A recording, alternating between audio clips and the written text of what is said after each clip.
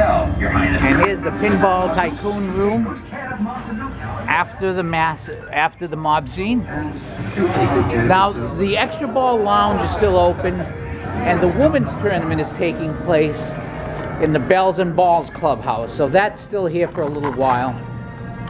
But there's not as much. It used to be Sunday would go up till about 2, but now it's become more of a pack-up day, which I'm a little bit surprised at that. But you know, the Bells of the Balls will still be playing, and as I said, the Extra Ball Lounge will still be in operation, although people will have access to it.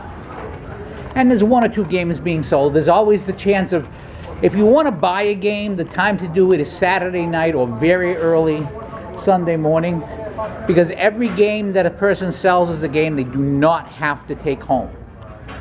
And while these guys are very practiced in packing up pinball machines, when you don't have to take one home, it's a lot easier.